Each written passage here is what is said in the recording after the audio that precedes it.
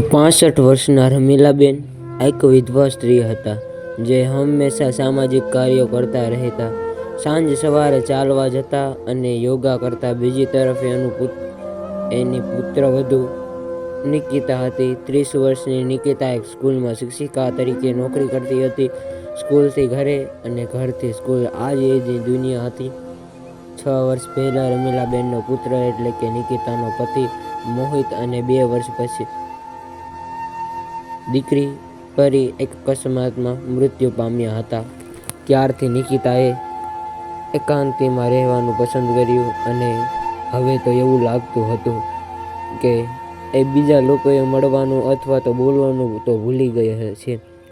ઘણા બધા પ્રયાસ કરવા છતાં પણ રમીલાબેન એને આ દુઃખમાંથી બહાર ન લાવી શક્યા.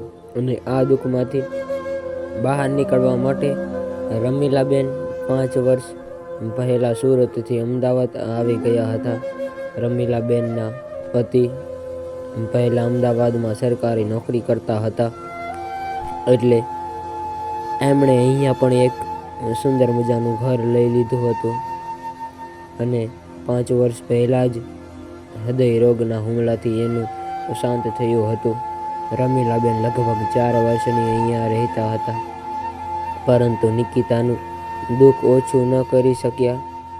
એની માનસિક સ્થિતિમાં કોઈ પણ પ્રકારનો સુધારો ન થયો, જેના કારણે રમીલાબેન પણ પરેશાન હતા અને પોતાના જ દુઃખોમાંથી ખોવાઈ રહેલા હતા. પોતાની એકલતામાં દૂર રહેવા માટે રમીલાબેન એક દિવસ એની વહુને કહેવા લાગ્યા, આપણે આપણું અડધું પણ ઘર ભાડે આપી દઈએ. આવું સાંભળીને નિકિતા ગુસ્સે થઈ ગઈ, કારણ કે એને એની એકલતામાં કોઈને દખલગીરી બિલકુલ પસંદ નહોતી. એટલે નિકિતા બોલી કે માજી, આપણે આપણું ઘર ભાડે આપવાની શું જરૂર છે? હું સારી નોકરી કરું છું અને પિતાજીનું પેન્શન પણ આવી રહ્યું છે.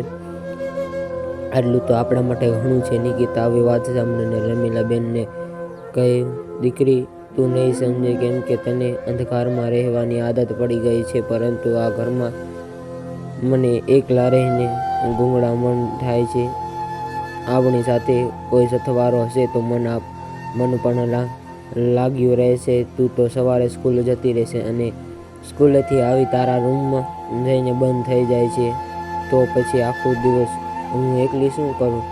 એટલે મેં આપણા પાડોશી ગીતાબેનને કહી દીધું છે કે કોઈ સારા ભાડૂત હોય તો જણાવી દેજો, અમારે મકાન ભાડે આપવાનું છે. રમીલાબેન આટલું બોલ્યા ત્યાં તો નિકિતા ગુસ્સે થઈને કહેવા લાગી કે તમારી બહેનપણી ગીતા અને જરા પણ પસંદ નથી. એ તો આખી સોસાયટીમાં વાતો કરતી રહે છે. ત્યારે રમીલાબેન બોલ્યા કે ઠીક છે, તું કાલે સ્કૂલેથી ઘરે આવતી હોય ત્યારે ATM માંથી થોડા પૈસા કાઢતી આવજે, કેમ કે આપણા ઘરનો કેમેરો ખરાબ થઈ ગયો છે અને કલર પણ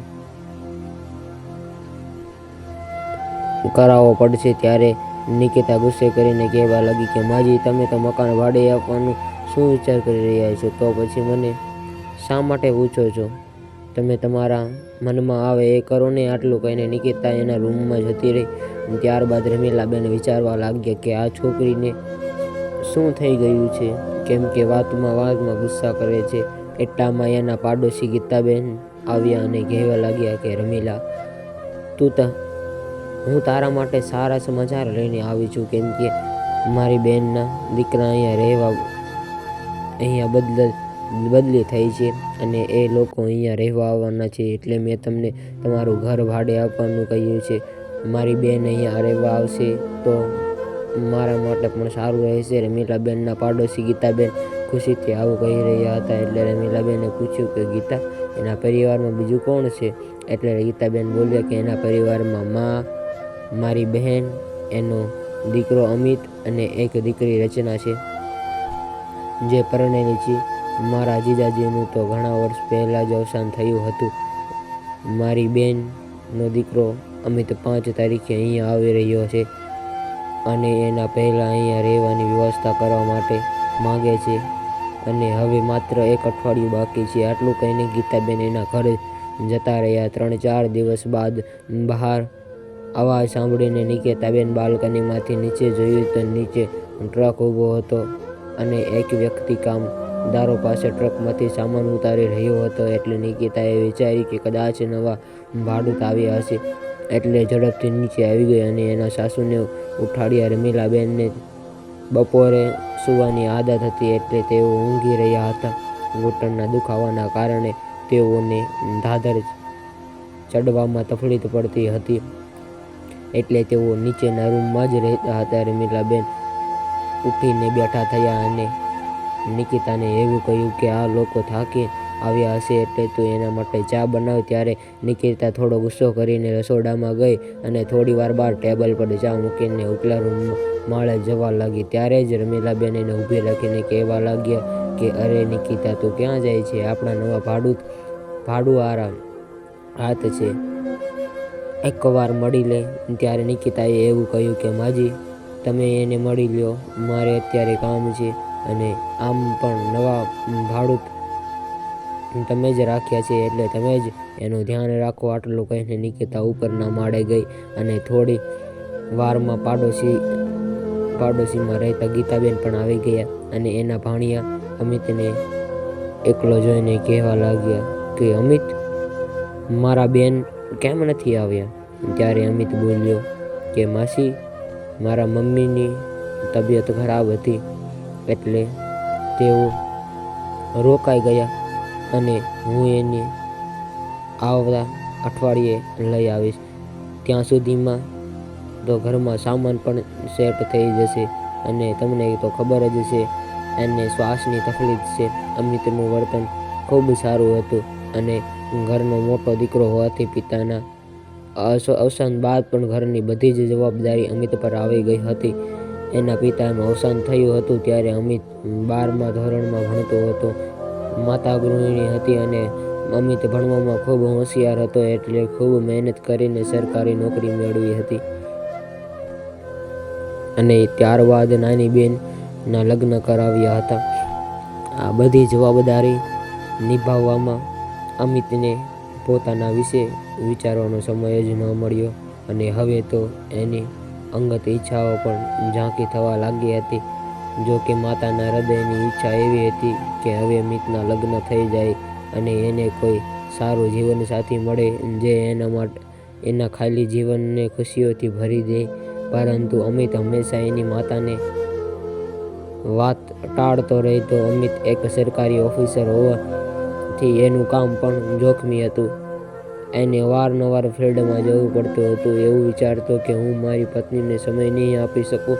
આવું વિચારીને એણે લગ્ન કરવાનો વિચાર પણ પડતો મૂક્યો હતો. બીજા દિવસે સવારે અમિત નીચે આવ્યો અને રમીલાબેનને કહેવા લાગ્યો કે આંટી, મારા મમ્મી ન આવે ત્યાં સુધી તમે તમારી નોકરાણીને મારા ઘરે મોકલજો ને. એ સવારે ચા અને નાસ્તો બનાવી દેશે તો મારું સારું રહેશે. ત્યારબાદ રમીલાબેને કહ્યું કે હા દીકરા, કેમ નહીં? મારી નોકરાણી સવારે 8 વાગે આવે છે એટલે હું પહેલાં તારા ઘરે મોકલી દઈશ.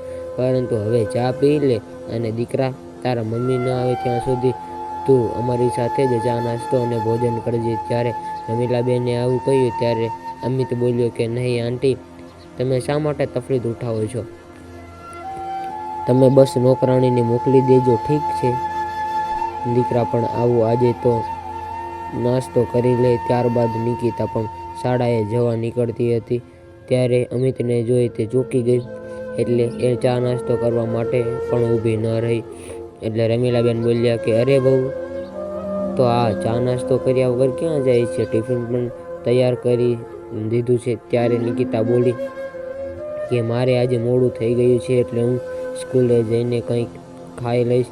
એટલે રમીલાબેન બોલ્યા કે બેટા, બધું જ તૈયાર થઈ ગયું છે એટલે ચા નાસ્તો કરી લે અને મોડું થતું હોય તો અમિત તને છોડી દેશે. રમીલાબેને અમિત સામે જોઈને આવું કહ્યું એટલે અમિત બોલ્યો કે હા આંટી, હું એને છોડી દઈશ. ત્યારે નિકિતા બોલી કે માજી, મારે કોઈની મદદની કાંઈ જરૂર નથી. આટલું કહીને નિકિતા બહાર નીકળી ગઈ. એટલે રમીલાબેન બોલ્યા કે અમિત દીકરા, ખોટું ન લગાડતો. નિકિતા મનની ખરાબ નથી પરંતુ સંજોગોએ એને એટલી બધી કઠોર અને આખા બોલી બનાવી દીધી છે. નહીંતર મારી દીકરી ખૂબ પ્રેમાળ અને ધીરજવાળી હતી.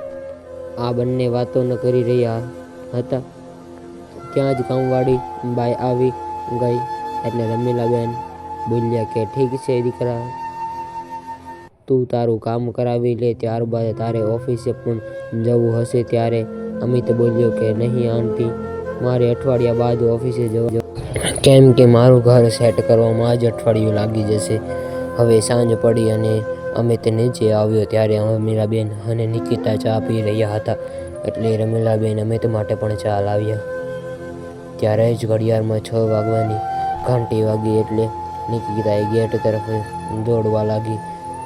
નિકિતાને ગભરાટમાં દોડતી જોઈને અમિત રમીલાબેન સામે જોવા લાગ્યો, પરંતુ તેઓ એકદમ શાંતિથી બેઠા હતા, જાણે કે નિકિતાનું આવું કૃત્ય એના માટે રોજની વાત હોય. પરંતુ અમિત નિકિતા પાછળ જવા માટે ઊભો થયો ત્યારે રમીલાબેને એને ઈશારાથી બેસવાનું કહ્યું અને બંને શાંતિથી બેઠા હતા. રમીલાબેન શાંત હતા, પરંતુ એના ચહેરા પર ઉદાસ હતી.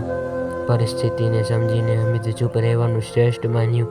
લગભગ 10 મિનિટ બાદ નિકિતા એના હારેલા પગલાં પાછા ખેંચીની અંદર આવી અને ત્યાં જ બેસી ગઈ.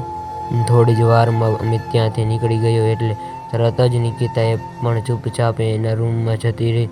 પરંતુ આ અડધા કલાકમાં કોઈ પણ વ્યક્તિ એક શબ્દ પણ બોલ્યા નહીં. ધીરે ધીરે સમય વીતવા લાગ્યો અને 3 દિવસ બાદ શનિવારે બપોરે અમિત ઘરે આવ્યો અને સીધો જ રસોડામાં જઈને કહેવા લાગ્યો કે આંટી, આજે મને ખૂબ ભૂખ લાગી છે અને અહીંયાથી ખૂબ સરસ સુગંધ આવે છે.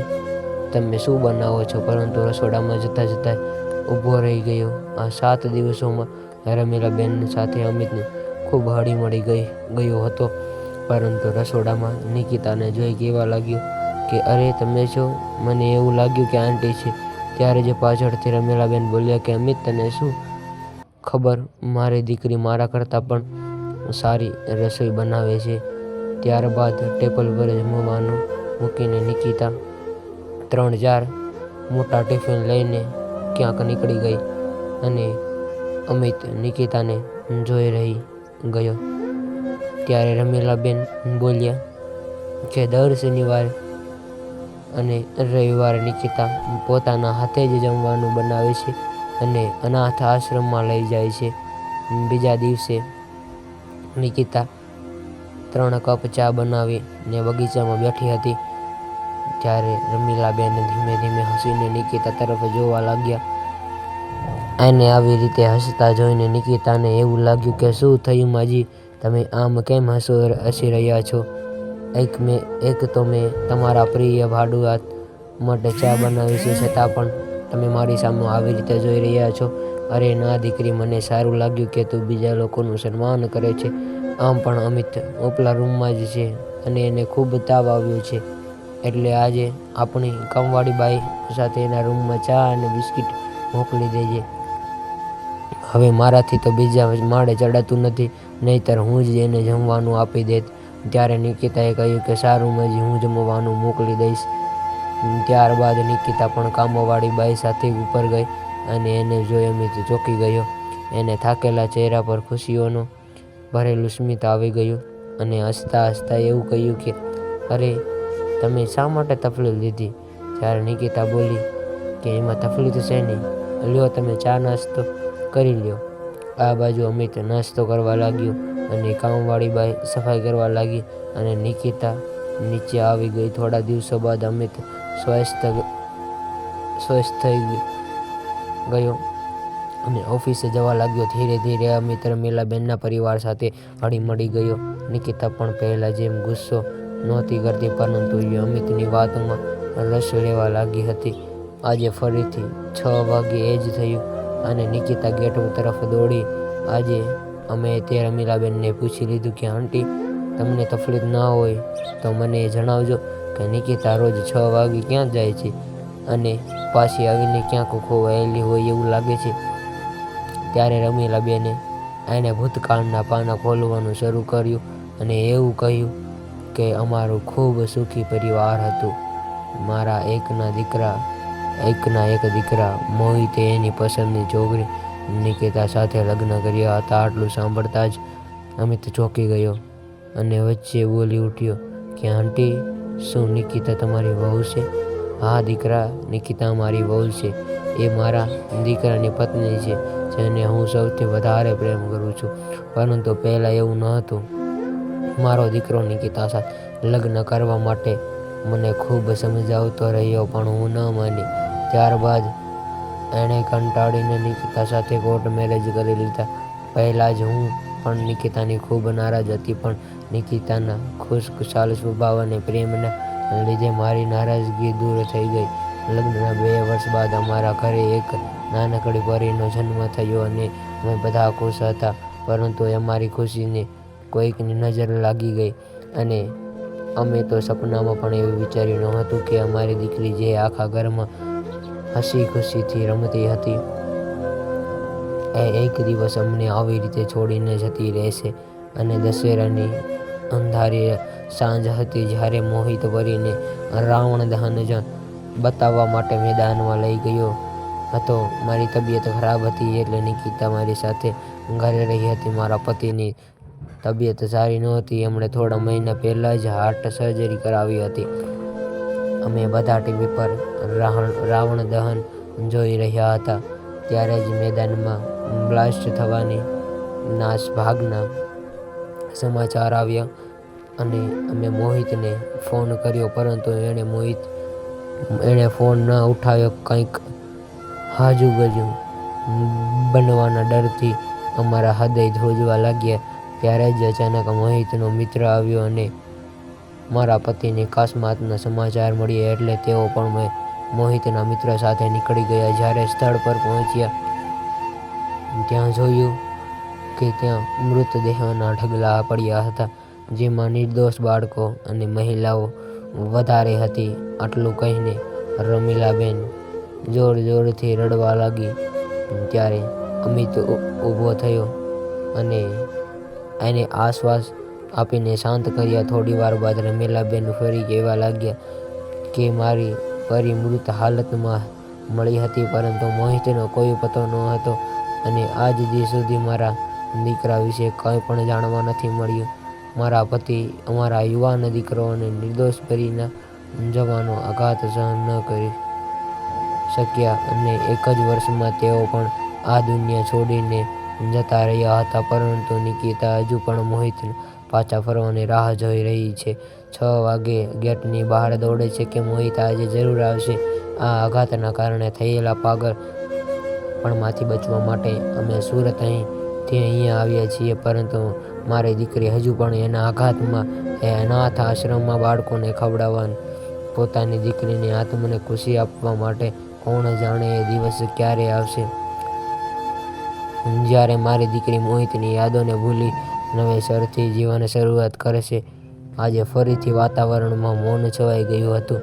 ત્યારે અચાનક અમિત ઊભો થયો અને રમીલાબેનના પગ પાસે બેસીને કહેવા લાગ્યો કે આંટી, જો તમે રજા આપો અને નિકિતાને યોગ્ય લાગે, હું નિકિતાને અપનાવવા માટે તૈયાર છું. મારી મા અને બહેન આજે અથવા તો કાલે અહીંયા આવવાના છે. મને ખબર છે કે મને એની રજા મળી જશે. અચાનક આવું સાંભળીને નિકિતા ચોંકી ગઈ. આ બાજુ રમીલાબેન અને અમિત બંને આશાભરી નજરે નિકિતા તરફ જોવા લાગ્યા. એટલે નિકિતા ઊભી થઈને કંઈક બોલ્યા વગર જ જતી રહી. એટલામાં બહારથી અવાજ આવ્યો કે કાલે નહીં ભાઈ, અમે તો આજે જ આવી ગયા છીએ. આ અવાજ અમિતની બહેન રચનાનો હતો. એ લોકોને જોઈ અમિત બોલી ઉઠ્યો કે અરે બહેન, મને કહ્યું હોત તો હું તમને લેવા આવ્યો હોત. ત્યારે અમિતની મા બોલી, કદાચ અમે તને કહ્યું હોત તો અમને આટલું સુંદર સરપ્રાઈઝ કેવી રીતે મળ્યું હોત. અમિતની માએ નિકિતા તરફ પ્રેમથી જોયું અને એના દીકરા પર માથે હાથ ફેરવીને એવું કહ્યું કે દીકરા, જો તું મારા દીકરાના જીવનમાં આવીશ તો હું મારી જાતને ખૂબ નસીબદાર ગણીશ. જ્યારે હું અમિત સાથે ફોન પર વાત કરું છું, ત્યારે એ ફક્ત તારા વિશે જ વાત કરતો હોય છે. શું તું મારી વહુ બનવા માટે તૈયાર છો? ત્યારે નિકિતા ચૂપચાપ માથું નમાવીને પોતાના રૂમમાં જતી રહી અને રમીલાબેને અમિતની માથાને ગળે લગાવીને કહ્યું, મને પૂરી આશા છે કે તમે મારી દીકરીને જરૂર હા પાડશો. કદાચ એને ના પાડવાની હોત તો એ તરત જ ના પાડી દેત. આજે ઘણા વર્ષો બાદ નિકિતાને શાંતિથી ઊંઘ આવી હતી. આજે એનું સપનું આવ્યું હતું કે મોહિત ધીમેથી રૂમમાં આવ્યો અને એના કાનમાં કહી રહ્યો હતો કે નિકિતા, આ સંબંધ માટે હા પાડી દેજે અને તારા જીવનમાં આગળ વધ. હું તારો ભૂતકાળ છું અને આજે અમિત તારી સાથે હાથ લંબાવીને ઊભો છે એટલે એને હાથ પકડી લે. ત્યારબાદ અચાનક જ નિકિતા જાગી ગઈ અને ઘડિયાળમાં જોયું તો સવારના 5 વાગ્યા હતા. એટલે તે દોડીને નીચે આવી અને રમીલાબેનના રૂમનો દરવાજો ખખડાવવા લાગી. રમીલાબેને દરવાજો ખોલ્યો ત્યારે નિકિતા એને ગળે લાગી જોરથી રડવા લાગી. ત્યારે રમીલાબેન બોલ્યા કે દીકરી, તને શું થઈ ગયું છે? એટલે નિકિતા બોલી કે માં, આજે મને મન ભરીને રડી લેવા દ્યો. ઘણા સમય સુધી રડ્યા બાદ જ્યારે નિકિતા શાંત થઈ ગઈ ત્યારે રમીલા બેન એને જોઈ રહ્યા હતા. એટલે નિકિતાએ શાંત થઈને કહ્યું કે આજે મારા સપનામાં મોહિત આવ્યા હતા અને તેઓ મને ભૂતકાળને ભૂલીને આગળ વધવાનું કહેતા હતા. હવે તમે મને જણાવો કે મારે શું કરવું જોઈએ? ત્યારે રમીલાબેને કહ્યું કે દીકરી, મોહિતે સાચું જ કહ્યું છે. તું એની વાત માની લે.